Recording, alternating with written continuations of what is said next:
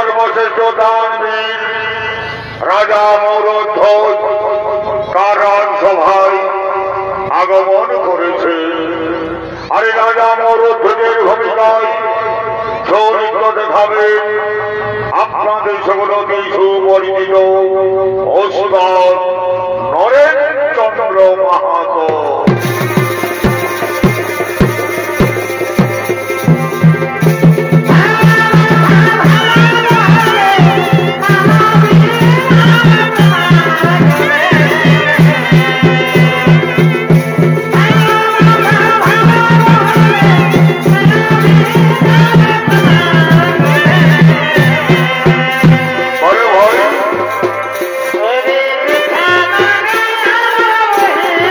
Hey!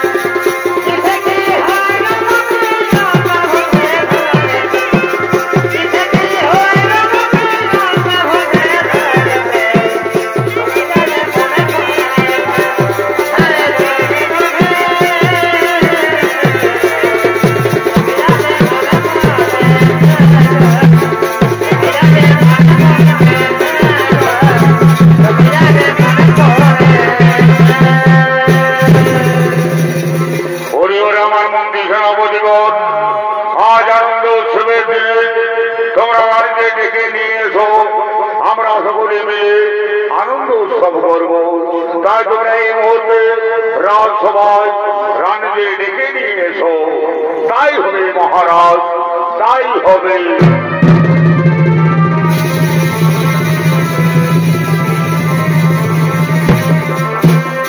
এদিকে রাজা মৌরধ্বজ তার রাজসভায় উপবেশন করলেন, এদিকে তার রানীগণ রাজসভায় আগমন করছে।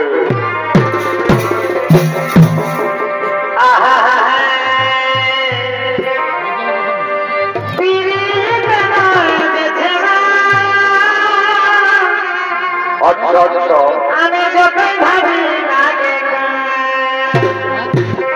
আরে ভাই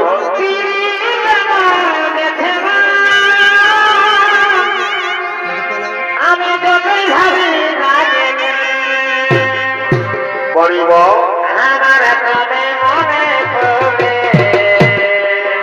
আচ্ছা আচ্ছা,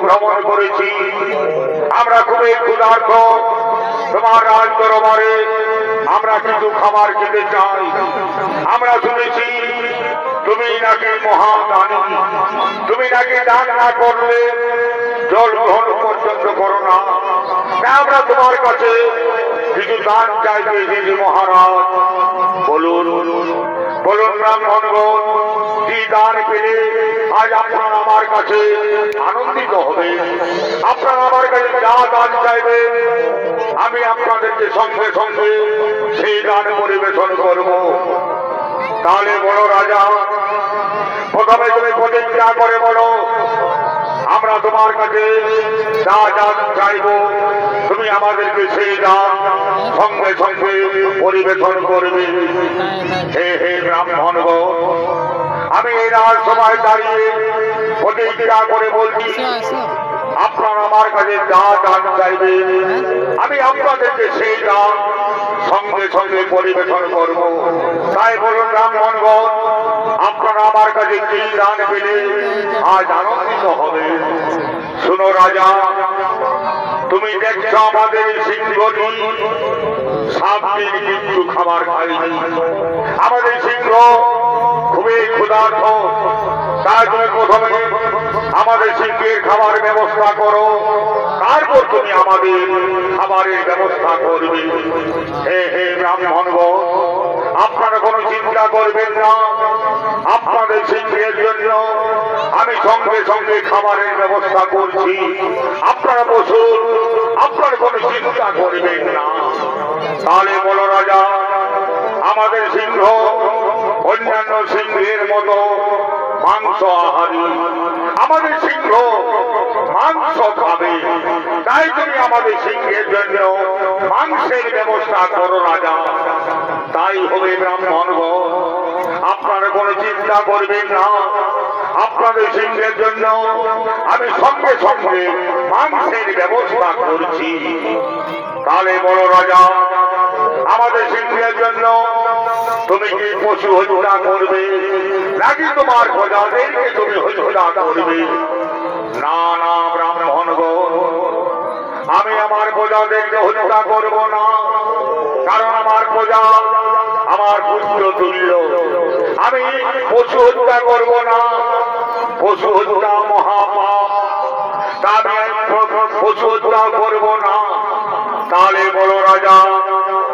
কেমন করে তুমি আমাদের সিংহকে মাংস খাবার পরিবেশন করবে?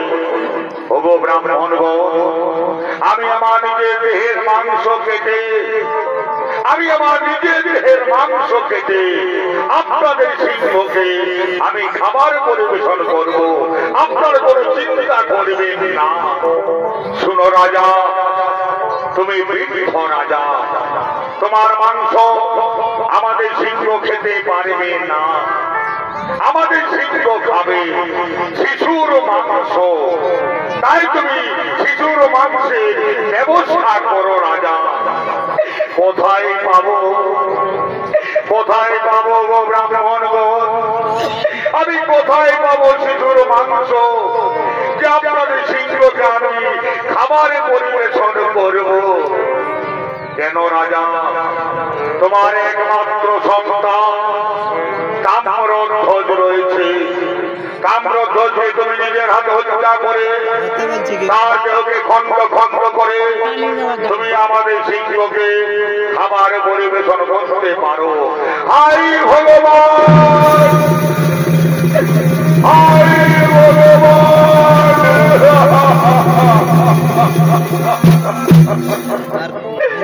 আমার একমাত্র সন্তান তাম্রধ্বজ, যার বয়স মাত্র 6 বৎসর, তাকে আমার নিজের হাতে হত্যা করে তার দেহকে খণ্ড খণ্ড করে এই সিংহকে খাবার পরিবেশন করতে হবে। তুমি কেমন ছলনা করলে প্রভু নারায়ণ, তুমি কেমন ছলনা করলে প্রভু নারায়ণ। কিন্তু তাম্রধ্বজ আমার একার সন্তান নয়,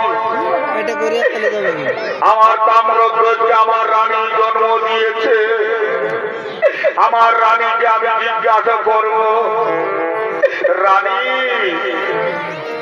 তুমি শুনেছ? রানী তুমি শুনেছ? রানী তুমি শুনেছ? হে রাজা, আজ আমি সকলে শুনেছি রাজা, আজ আমাদের গৃহে ব্রাহ্মণগণ অতিথি, তাদের সিংহ খাবে আমাদের একমাত্র সন্তান তাম্রধ্বজের দেহের মাংস। তুমি কেঁদো না রাজা, তুমি কেঁদো না রাজা, তুমি কেঁদো না। শাস্ত্রে বলে রাজা, নারীদের ধর্ম হল তার স্বামীর ধর্ম রক্ষা করা। আপনার ধর্মের কাছে কিসার পুত্র আমার, আপনার ধর্মের কাছে কিসার তাম্রধ্বজ আমার। আজ যদি আমার একটি পুত্র সন্তান চলে যায় রাজা, আমি শত শত পুত্রের মা হতে পারবো রাজা, আমি শত শত পুত্রের মা হতে পারবো। তোমার যদি একবার ধর্ম চলে যায় তবে আর তোমার ধর্ম কোনদিন ফিরে আসবে না রাজা, তোমার ধর্ম কোনদিন ফিরে আসবে না।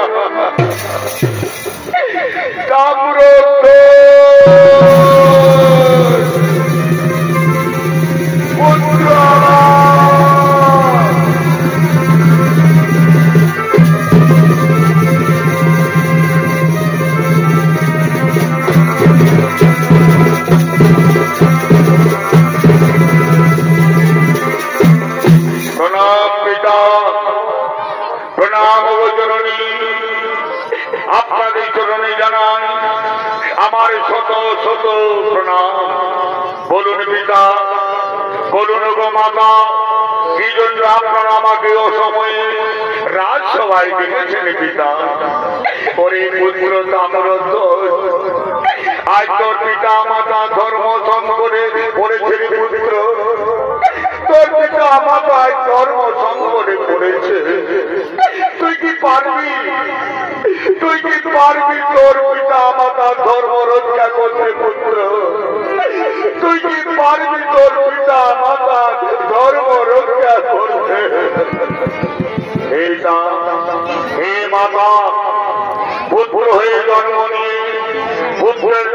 হলো তার পিতা মাতার ধর্ম রক্ষা করা। তাই আমি পুত্র হয়ে যখন জন্ম নিয়েছি, আপনাদের ধর্ম রক্ষা করার আমার দায়িত্ব। তাই হে পিতা, আজ আমি আমার হাসতে হাসতে জীবন দেব। পিতা, তোমরা আমাকে কেটে ফেলো। মা, তোমরা আমাকে কেটে ফেলো।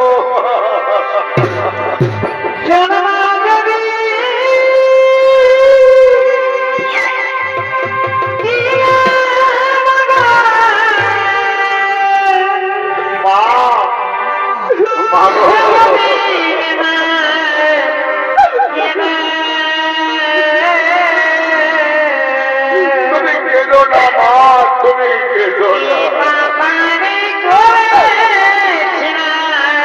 মাগো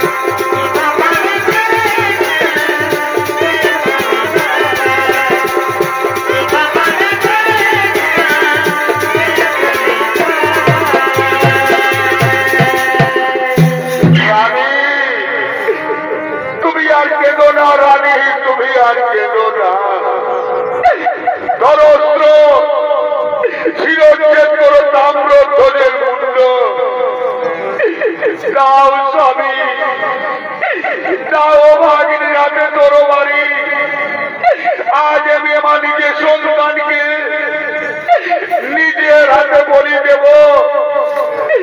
হে ভগবান, তুমি আমাকে কেন নারী জন্ম দিয়েছিলে ঠাকুর? তুমি আমাকে কেন নারী জন্ম দিয়েছিলে? তুমি যদি আমাকে নারী জন্ম দিলে, তুমি কেন তুমি আমার বড় করে পুত্র সন্তান দিয়েছিলে ঠাকুর?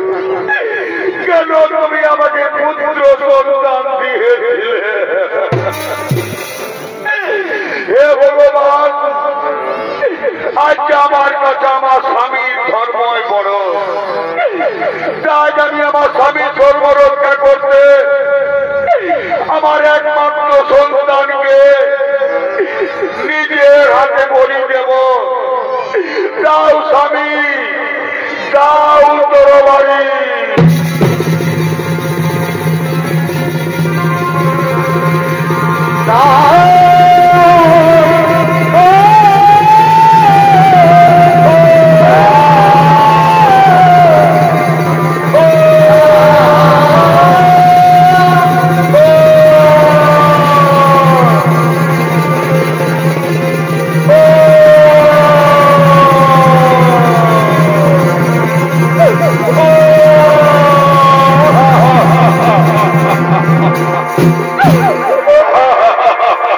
তুমি আমার জীবন রে পুত্র, তুই আমারই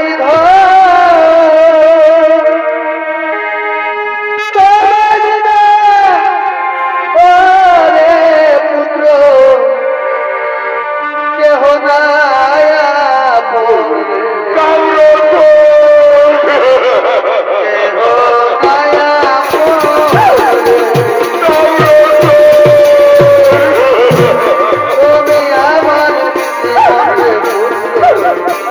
তুই আমার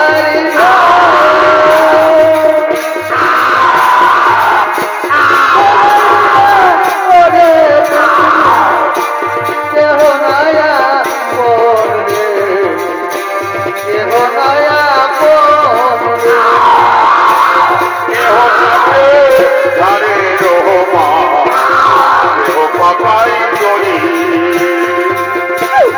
কেহ কাছে ধারে রহমা কেহ পাকাই দড়ি চার জগতে রাধে গোবিন্দা চার জগতে রাধে গোবিন্দা বলবে হরি হরি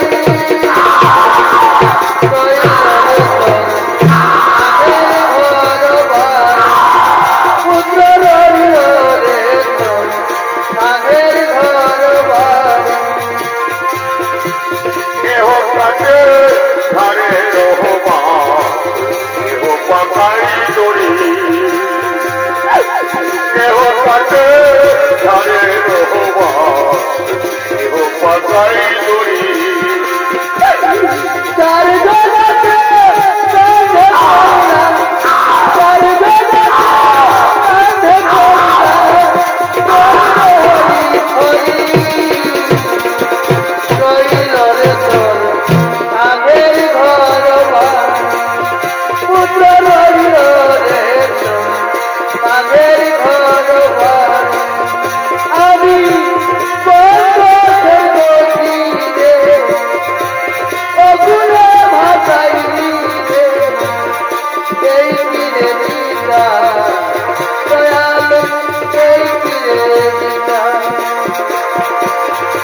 এই কিরে দিতা দয়াল এই কিরে দিতা আমি বন্ধে বসি রে অগুলে ভাসাইনি রে এই কিরে দিতা দয়াল এই কিরে দিতা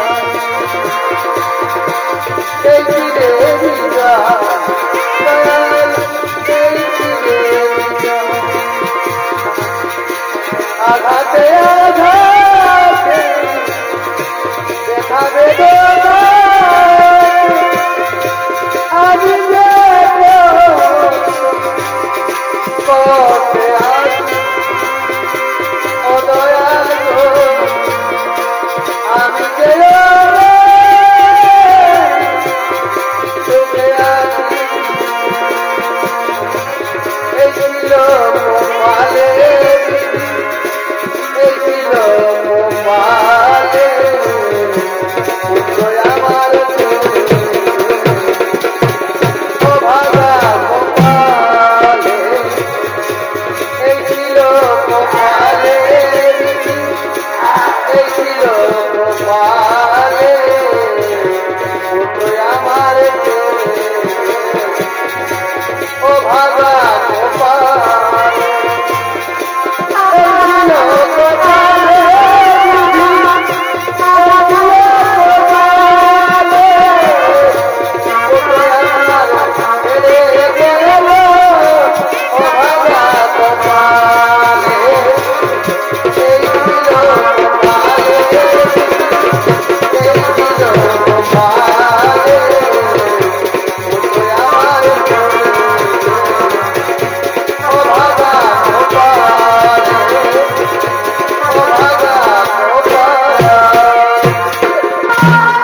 ওরে সিংহ এইবার তো আমরা আমাদের একমাত্র সন্তান তাম্রধ্বজকে নিজের আত্মহত্যা করেছি তার দেহকে খণ্ড খণ্ড করে তোমার কাছে এনে দিয়েছি এইবার তুমি আমাদের ছেলের মাংস খেয়ে নাও এইবার তুমি আমাদের ছেলের মাংস খেয়ে নাও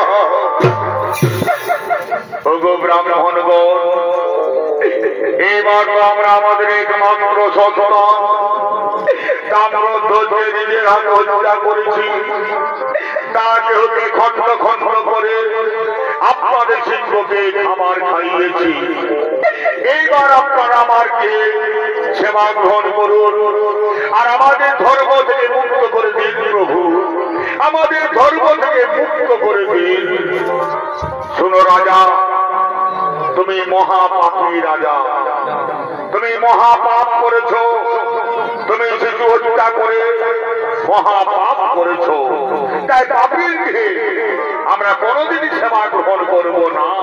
পাপীর গৃহে আমরা কোনোদিনই সেবা গ্রহণ করব না।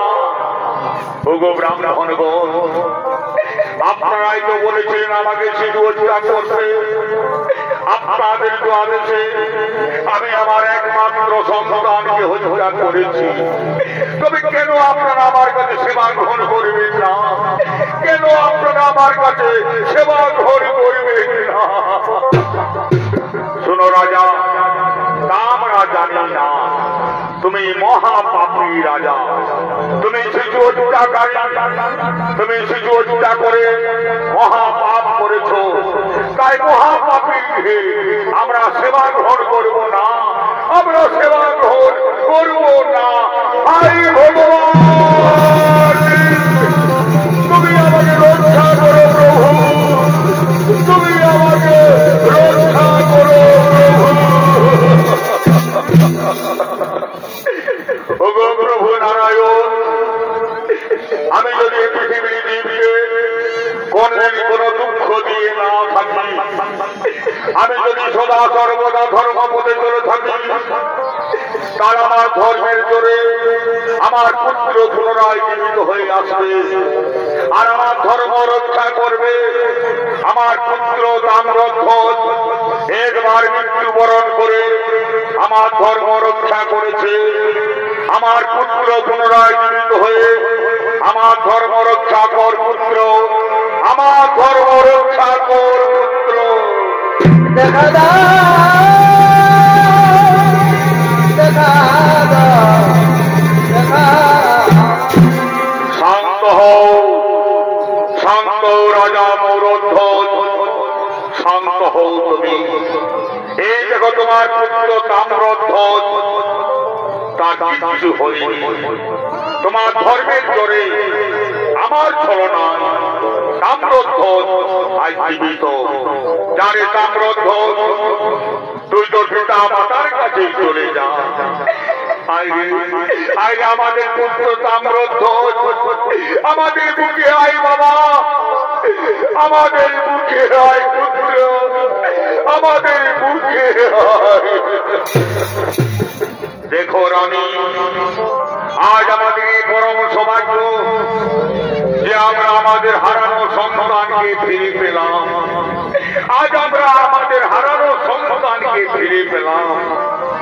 আজ আমাদের কি পরম সৌভাগ্য, যাকে দর্শন করবার জন্য কোটি কোটি বৎসর তপস্যা করো, দর্শন পাওয়া যায়নি। সেই নারায়ণকে আজ আমরা দর্শনে পেলাম। ও নারায়ণ, আপনার চরণে জানাই আমাদের শত সহস্র প্রণাম। তথাস্তু। শুনো রাজা, একদিন অর্জুনের মনে অহংকার জন্ম নিয়েছিল যে তার দাদা মহারাজ যুধিষ্ঠির মতো দামি রাজা এই জগতে আর কেউ নেই। তাই অর্জুনের অহংকার ভঙ্গ করতে আমি আর অর্জুন ব্রাহ্ম রূপ ধারণ করেছিলাম, আর যমরাজ সিংহের রূপ ধারণ করেছিল। আমরা তিনজন তোমাকে পরীক্ষা করতে আমরা এসেছিলাম তোমার রাজ দরবারে। তুমি সেই পরীক্ষায় আজ জয়ী হলে, তুমি প্রমাণ করলে তোমার মতো দাতা এই জগতে আর কেউ নেই। তোমার মতো দান এই জগতে কেউ কোনদিন দিতে পারবে না। তাই তুমি আজ থেকে হলে পৃথিবীর সর্বশ্রেষ্ঠ দানবীর রাজা মৌরধ্বজ। জয় রাধে রাধা।